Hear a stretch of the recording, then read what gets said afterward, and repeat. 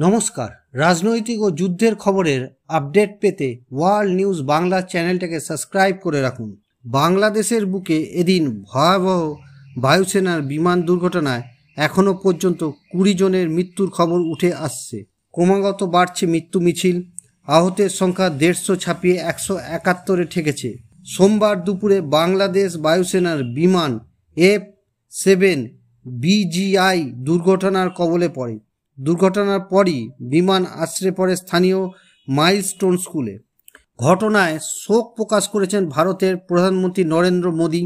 এদিন ভারতের প্রধানমন্ত্রীর তরফে বাংলাদেশের বায়ুসেনার বিমানের দুর্ঘটনায় শোক প্রকাশ করা হয়েছে। নরেন্দ্র মোদীর বার্তা এক সোশ্যাল মিডিয়া পোস্টে তুলে ধরা হয়।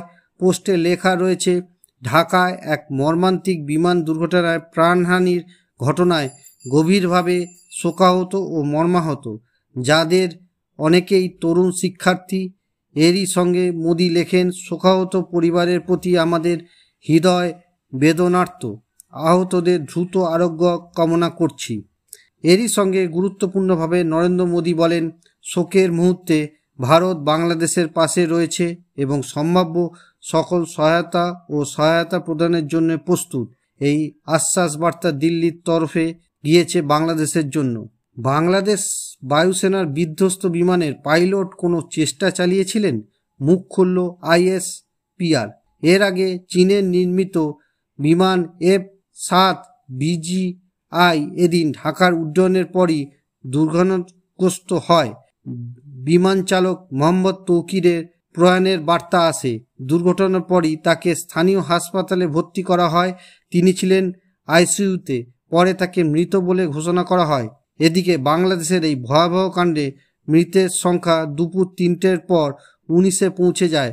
বেলা গড়াতেই আরও একজনের মৃত্যু সংবাদ আসে। বহুজনই ঘটনার পর দগ্ধ অবস্থায় উদ্ধার হয়েছেন, তাদের চিকিৎসা চলছে। এর আগে গত মাসেই ভারতের আহমেদাবাদে ভয়ানক বিমান দুর্ঘটনা ঘটে যায়। লন্ডনগামী বিমানে 245 জন সওয়ারি নিয়ে রওনা হওয়ায় এয়ার ইন্ডিয়ার বিমান উঠতে দুর্ঘটনা কবলে পড়ে যায়। সেই ঘটনায় 200-রও বেশি জনের মারা যায়।